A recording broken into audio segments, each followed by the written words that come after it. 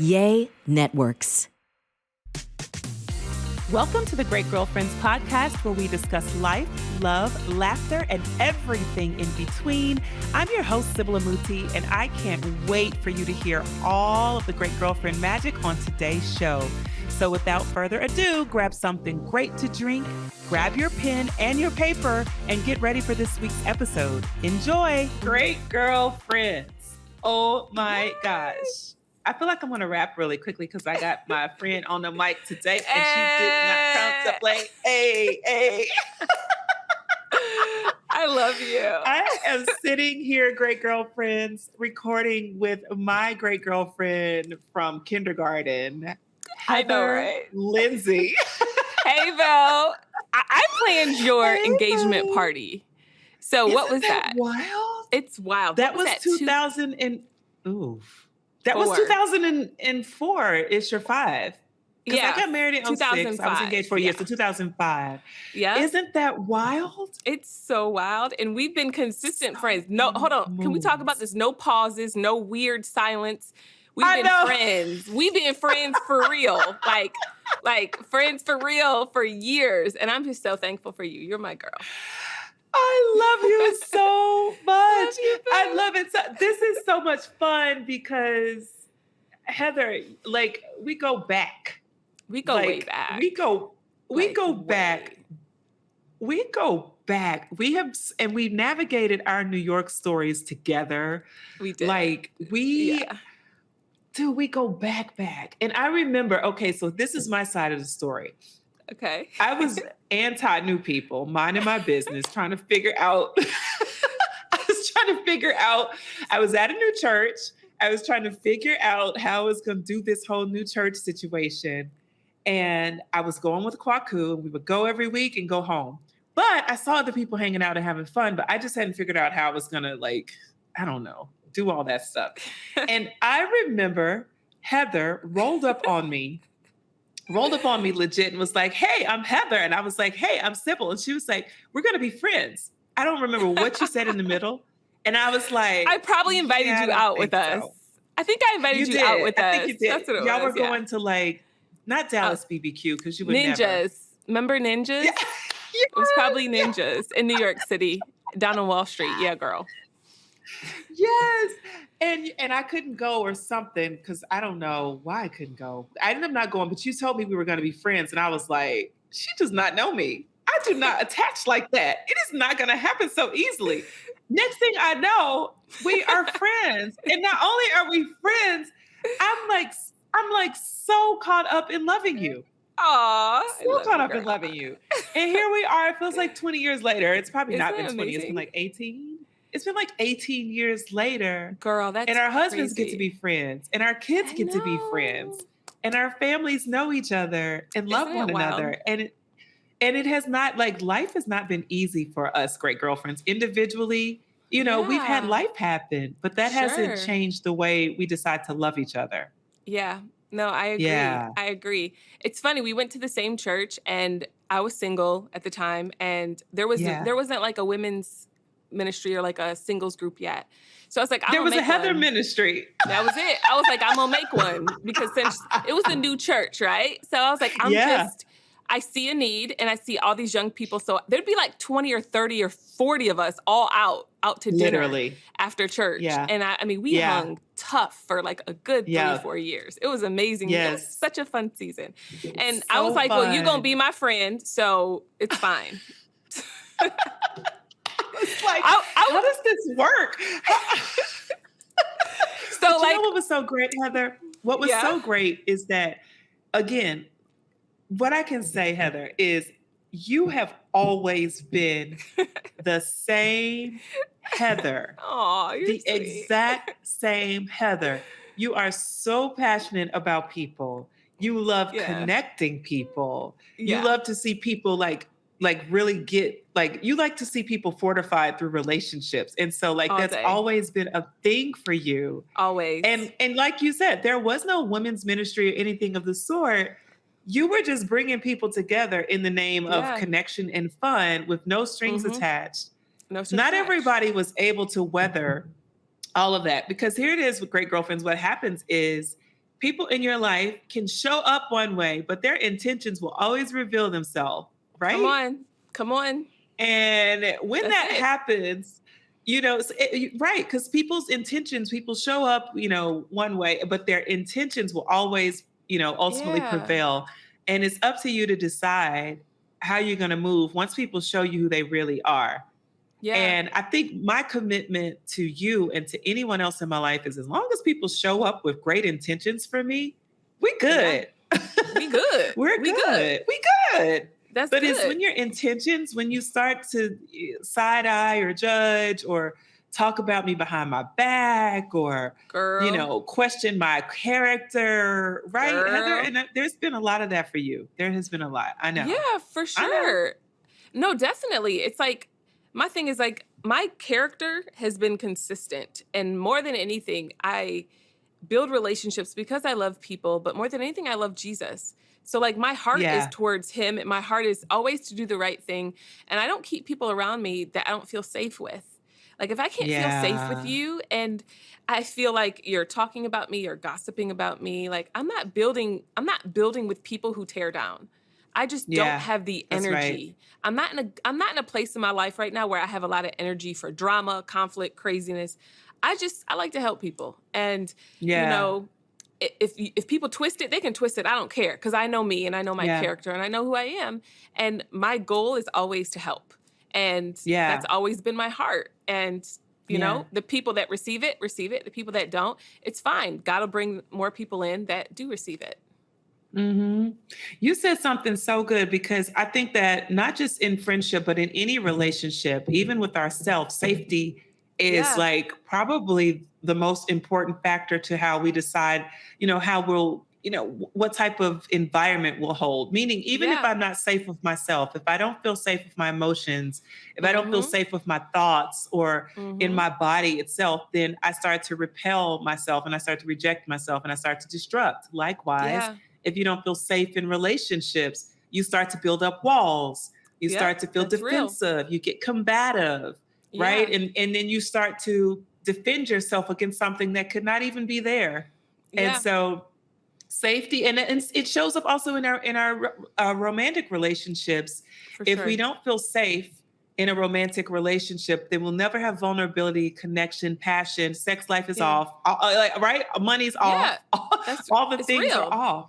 Yeah. I think it's important to deal with that trauma that you have on the inside of you. Yep. And that's important, because I can't project my trauma onto you, Sybil. I can't be like, well, you haven't called me in a couple weeks. Honey, you've been busy, I've been busy. And I feel like our friendship lasts because we have this grace for each other and we don't project our past trauma from past hurt relationships onto each other. And I feel like if you do that in any relationship, it's going to end up, it's going to end. It's going to end. Yeah. And not just that one, but many others will fall too, because you'll start to wonder, like, why can't I have, or why is it that people are not around? Mm-hmm. I get a lot of that, Heather, from great girlfriends who are trying to figure out, let me just say this, because I do show off my friend. I have the greatest girlfriends. Come on. Yes, on the planet. Too, girl, and we can ever. Swap girlfriends. I take your girlfriends, you take mine.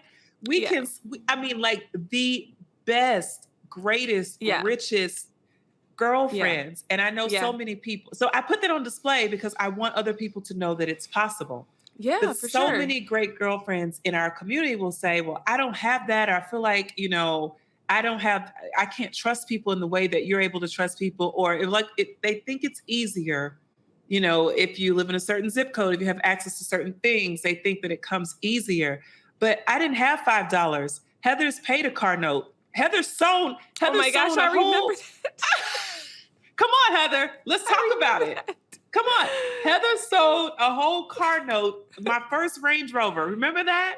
I remember. Do you remember that? I do. Okay, so because I want people to understand, it's not always about what you have, who you know. It's not all of those things, because when we didn't have a lot, and it wasn't like Heather was balling. You weren't balling when that happened. I was poor. God told you to do something. He told me to pay your car note. He told me to pay your car note. And I was like, she showed up with a check. I was like, hey, how much is Range Rover car note? And you were like, 1,000 or something. And I was like, oh, Jesus, Yeah. by faith, I'm a cheerful giver. You know? You're like, But hello, it's- Jesus. Did you say Sybil's card? But to me, it's just, not only did I was excited about God telling me to do something because I love just radical faith, but you're good Yeah. ground. You know what I mean? You Yeah. and Kwaku Yeah. are good ground. You guys are good people. You loved Jesus. You guys are consistent. There was no drama, no conflict. Like, I wasn't perfect as a single, and you guys knew all Yeah. my junk, right? I was a hot mess, Yeah. but I feel like you guys still loved me unconditionally through all my Yeah. mess. You know what I mean? Yeah. And so, more than anything, like, first, yeah, God told me to do it, but now that you guys are amazing ground, and I was just like, I'm excited, God. Like, if you're telling me to sow, I'm gonna sow. But that's how it should be with our friends, right? Like, Yeah. I didn't know what was going on in your life. I don't even know if you needed it or not. All I knew is I needed to get it out of my hands and get it to you. Yeah. Well, you know what? At that time, we didn't need it, but at that time, I wondered the depth of relationships. I was asking God, like, how deep Wow. do friendships go? Like, how deep does love go? Mm. And that was one of my questions. Like, I feel like I know, I understand how to give love, and I feel like but how do you receive it back? Like, how deep can I receive? And when you came up, like almost skipping and smiling with this envelope, I was like, she wasn't even in pain when she did this, guy. Like, she liked it. She was happy to love me. Like, that was an indicator for me. Like that was an answer to my question. And also, it was proof to me that it's okay, that it's safe to do that with people. When I'm led, it's safe to do that. Wow. And it's safe. And yeah, because it's not about what you have. It's about really honoring the relationship and being first relationship with God and being like, all right, God, I'm going to go and do what you say, do when you say, do it. And I'm going to trust that when you do tell me to do something, it is all going to return to me in the right way. Yeah. And it has. Like, I wanted to celebrate that, because so many people think that that your start point has to be a certain place on Instagram. Your start plate has we got to have matching cars, we have matching trips, we got to be able to, go on vacation, in these remote islands to have this connection. But true connection starts with a heartbeat. What is your heart for me? Yeah, that's real. Like, what is that heart? Yeah. And I feel like, Heather, that thing has been so crucial to us being able to be cheerleaders, being able to no challenge jealousy, one another. No jealousy. Yeah, none of that nothing. stuff. Nothing. Yeah. And we'll really bump knuckles with somebody who says the wrong thing about my girl. Don't come for her. She did not send for you. You might not want to come for my girl. It's not a good idea. I'm just saying. But what do you think women are missing when women start to think about what they want in friendship, and what is it that they're missing? I know people think they know what they need, but what is it that you think they're missing in their formula? I think selflessness is a big thing. Like, when we develop friendships with people now, it's like we almost become friends with them because of their name, because of their follower count, because of what we can maybe get from them. But I can't build off of a broken foundation. I'm sorry. I don't care who you are. I don't care how many followers you have. I care about you as a person. Like, are you authentic? Are you real? Are you genuine? Like, those are the people I'm going to vibe with and I'm going to develop friendships with, not people who are just like, do you know how important I am? Because I don't even think like that. Like, I can't be around people like that, because I don't want that to get onto me. So for me, I feel like when I go into friendships, I don't care about how much money you have. I don't care how many followers you have. I don't care about any of that. Like, I'm developing a friendship because I like you. I think you're a nice person, and I think we could be friends. I don't need anything from you. I don't want anything from you. I don't need your connections. I don't need any of that. Like, I'm coming here to develop because I just think you're a nice person, right? And I want to develop. I need girl time. I need breaks. I need girls' trips. I need moments. You know what I mean? And so I feel like sometimes people get into your life because maybe they think, oh, you're popular, or, or you can connect me with so-and-so. I see you partnered with Essence, or I see you partnered with Target, and maybe you can get me in. Like, I run from opportunists. I can't develop friendships with girl. like it's fake. Like, that's fake. Like, be honest. And that's the one thing I love about California. People in Cali will tell you who they are, and they don't care. Like they'll be like, yeah, I'm a user. You know what I mean? I go to psychics. I use people. You know what I mean? Yep. Like I felt like when I lived in the South, I'm not going to say where, just in the South, that, you know, people would cover up as like Christians, like, hey, I'm a Christian, I love Jesus, but they're nice, nasty. They're talking about you, gossiping about you, and they just want your connections. Like, well, teach me, or can you connect me with your, you know, book agent, or can you connect me with how to be a better speaker? Or it's all about that stuff. And don't get me wrong, we share contacts, right? We've shared contacts for years, but the foundation of my friendship isn't what you can do for me. Like, that's not even healthy. That's toxic, right? So if you have friends around you that are around you for the wrong reason, like, those aren't good people to have around you. There's so many symptoms to it too, because and this is the thing that I learned, Heather, was so interesting. A couple weeks ago, I had a breakfast with a woman who had reached out about some stuff, and we had orbited for a while, and well, let's do this breakfast. And as soon as we sat down, I mean, she was super transactional, and I'm not, right? So it stung me like a bee. I was like, she didn't even ask how I was. She just jumped into something about Essence Festival and trying to get on the stage or something, and asked me about someone that I knew. And I was so, I respect her way. That's her way. But when it comes to my life and the people that I choose to relate with, I require that they're relational. I require that because it's going to nurture me in the right ways. I think sometimes some people can be so needy for relationship that they forget their own values and standards just for the sake of having people in their life. And then when trouble comes, you look up, you look around, and you don't have the right people in place to support and to nurture you because you never set your standards. And so I've started to set my standards at the door. I know that's right. Same, girl, same. At the door. I'm like, I could tell from the way you greeted me. We ain't gonna go for, and it's nothing from this. So let me not waste time because because that discernment is right. That's what gets you 20 years of this. Yeah, I agree. When I look up in 60 years, I look at like, who do I want to be around me? Like, what friendships do I want to have? You know what I mean? Like, I don't want to be old and not have any friends because throughout my whole life, I was a taker. I don't want to be a taker my whole life. Like, I want to be a giver. I want to sow into people because I love them and it's real and it's authentic. But like I said, if the person is giving you transaction, like that's most likely the trauma that they have from their background. You know what I mean? So it's like, if we don't heal, if we don't deal with our childhood trauma, and the thing is, in your 30s and 40s, that's when it really starts surfacing, because for years you suppressed it and you suppressed it and you ignored it. You ignored your daddy issues. You ignored your mama trauma. You ignored all those things. And now all of a sudden you can't keep a relationship. You're not, you can't keep friends. You can't keep romantic relationships, and it's everybody's fault. It's always everybody else, but it's never you. That's right. You never take responsibility for what you need to work on. And so that's why you can't keep friends, because people don't want to be around people that are just taking, So that's why I always recommend get you some therapy, get you some help, read your Bible, pull together and be like, you know what? I need to heal. I need to heal because I'm ruining the relationships around me. And if I want if I want to attract healthy relationships, I need to be healthy. Yeah. So you said something so big, Heather. You talk about self-awareness, and self-awareness has been a game changer because, one of the things I realize is the way I show up for me is the way I show up for my husband, my children, and everyone else. There's not an option, right? You're one person, and this is a singular experience. But that self-awareness has also helped me to do better and to understand where I have shortcomings, like my texting. I'm probably the worst texter in the history. Go ahead, Heather. It's fine. I'm the worst texter. I am too. No, you're much better than me. Really? Am I? You are bomb at texting. Oh my gosh, you make me feel so. No. I have like. No, you're amazing. I have like at least 1,400 unread messages right now. No, listen, but when you're in there, you're on the beat. Oh yeah, when I'm in there, I'm quick.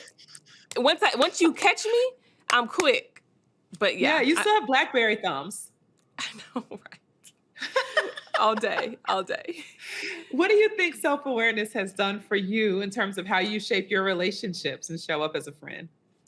Well, I think it challenges me to ask myself, because I think the question is always, is that person a good friend? Is that person a good friend? Yeah. And I step back and I say, am I a good friend? Like, am I showing up for my friends? How am I showing up for my friends? Or is it always about me? Like, granted, I'm a mother, I'm a wife, I got kids, I got a lot going on. But at the same time, like, you know what? If God puts somebody on my heart, I'm going to text them, hey, how are you? Just checking in. Like, I want to make sure that I'm showing up the best that I can. And I'm thankful for good friends that understand grace, that we're all busy. We all have a lot going on. Yeah. But self-awareness for me is just saying like, okay, like, I need to be more intentional about reaching out, or I need to be more intentional about girl time. So my thing lately is like scheduling girl time. And that's hard for us. Like we plan, cancel, plan and cancel, but just being more intentional about planning and not canceling. So one of the things that's coming up lately, suicide is at an all-time high. And, mental health awareness is, you can never, ever stop considering and acknowledging and doing the work. And you talk about dealing with trauma, and we talk about self-awareness. And I feel like friendship has oftentimes, I know for me, has been a lifeline in those moments where I didn't see myself, and God gave someone eyes to see me and help me to the other side. Or even as I was going through grief and I was very in my weakened state, having the right friends helped to sustain me and remind me to get up and reminded me to push forward and to, just reframe my perspective. What do you think are some of the things that we can do as friends to help support? I mean, you can't always know when someone's on the brink, but I love what you said is that God says, God put someone on your heart to text them and just say, hey, how are you? What are some of the things that you do or know we could do as women to just create that lifeline for a friend when there's that need? So this sounds pretty extreme, but I have death trauma in my life where I've had probably 5 or 6 family members who've passed away. My dad passed away. My stepdad passed away. So I have this, I'm very death conscious, if that makes sense.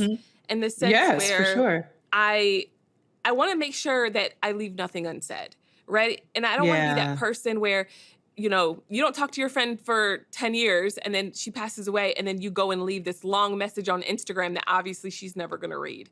So just showing up for your friends and messaging them, say, hey, I care about you. I love you. Like, thank you for being such a good friend. And I try to just be intentional by showing up in that way and just like being honest and loving my friends and kind of giving them their flowers while they're actually here.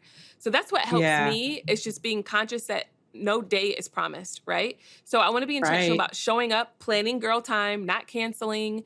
Like there's this one time I planned some girl time with one of my girlfriends. She lived in New York City and we were this close to canceling. And I was like, no, I'm going to see you because I'm busy and you're busy. We're going to make this happen. And I'm so glad I saw her because she passed away a month later. She had a brain aneurysm and she passed away.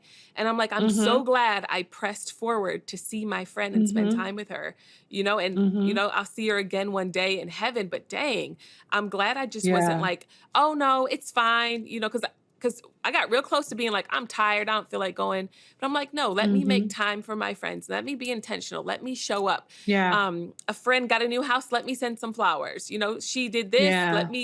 Let me send some cookies. Like, how can I be intentional throughout my day or throughout my week? Maybe once a week, just say, oh, is a birthday coming up? Do I need to send flowers? Like, how can I love on my friends? How can I send them a gift card? Like one of my friends, she got COVID. So I was like, oh, let me send, I sent some Uber Eats to their family. You know what I mean? So I'm like, let me help you out. And you helped us as well. When we had COVID, you came and you brought all these like medicine, you're like food. I mean, you guys just loved on us and it was like a perfect example of showing up for your friends when they need it. But if your friend says they have COVID, send them a humidifier, send them some tea, just don't just say, oh, dang, that sucks. I'm praying for you. Hope it gets better. Like, no, let me send you a gift card. Let me show up. My mom says all the time, she's like, love is a verb. It's an action verb. Like it shows you won't ever question it because it gives, it feeds, it nurtures, like it soothes, it comforts, it does all the things. And that's something that I think we need to recognize is that, so many women in their life may never be wife, mother, author, CEO, blogger or a lawyer, doctor, whatever the titles, but friend is a title that every one of us will at some point in our life own. And I think it's our responsibility to define it as we see it. As I see the value, the things that I like to see my friends have, I have to give to them. Yeah. And I've decided that, okay, I don't know what your day has been and I can't care. I'm going to be the brightest spot in your day. So when you see me, I'm pumping all this like, hey, let's, that is you all day long. That's you all day long. And I have to sometimes I have to get an injection of it of myself so I can give it out. But that's my contribution. Like, I'm going to leave you better, than I saw you. That's one of my gifts is just to give you some more wattage, like to charge you up and light you up. And then whatever comes after that, but we get to decide how we show up. We get to decide how we respect and nurture our relationships. And we get to decide how long they are because we've decided. When Heather said we're going to be friends, I said, well, let me just listen. All right, let me see. Since she said we're going to be friends, let me see how this works. But what's been so great, we've decided to put in the work for the longevity, to always be honest with each other, to always have fun, to always care, all the things. And my greatest joy, great girlfriends, not even probably 2 weeks after I moved to Los Angeles, Heather and family moves to Los Angeles. I was so happy because it's like we were in New York and it's like finally we're back together. I mean, we've been going on girls trips. We've been went to Aruba and couples trips. So to live down the street. I know. And that May, we were on a girls trip for Mother's Day. And I literally was saying, I think I was saying out loud, like, yeah, guys, we're actually moving to LA in July. And you were like, no way, we're thinking about, And so we were it was just a conversation. And not even 6 weeks later, we're all in LA. And my gift is that my internet baby Roman, gets to be my real life baby. He loves you. He loves you. We need a family play date. We need a family play date. I know. Yeah. I know. So it's all the special things that we get to. If we hadn't put in the time, the energy, consistency, and the love all of these years, it wouldn't have mattered that you were in LA. It would have been like, oh, look on the gram, Heather's in LA. But it mattered so much to, even as we're on our journeys, there's all these things that God will use to affirm that you're in the right place and that your relationships are here for this next stage. And you guys being here and being close, closer than I could have dreamed. And us being it's such a gift.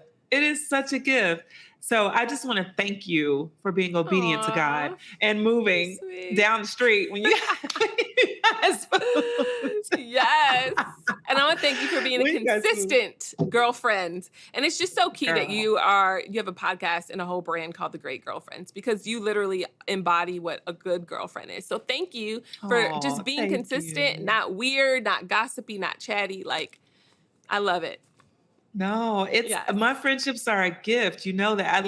I look at my friends like sisters, and it's once we're clamped into that, it's what we doing, how we doing it, how we rolling from there. Yeah. Yeah. And you grew up in a huge family. So you carry that same heartbeat of for sure. It's family. It's not even there's no separation. And it's just a joy to have that. And I wish it for every great girlfriend to have this type of thing. And I can't wait until we are in our two pieces, in our 80s on the beach. Yes. Running, honey.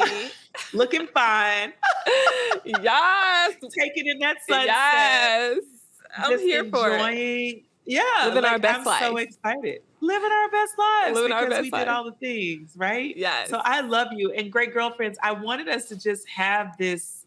I wanted you to see and have and know it can all, what I have, what I'm so blessed to have, what Heather's blessed to have, that same thing is available to you if you really truly commit to, being a safe space, a landing space and a launch pad in your relationships. It can all be yours. Yeah. I agree. Yeah. No, I agree. Heather, I love you, boo. Oh, I love you. Thanks so much for having me. It's my pleasure. Bye. Yes. Bye. All right, great girlfriends. Did you enjoy this week's episode of the podcast? If so, would you please give us your amazing review on iTunes? Every single review helps another great girlfriend get plugged into the podcast and the community. Speaking of community, make sure you join our Facebook group at The Great Girlfriends, follow us on Instagram at The Great Girlfriends, and on Twitter at @the_great GFS.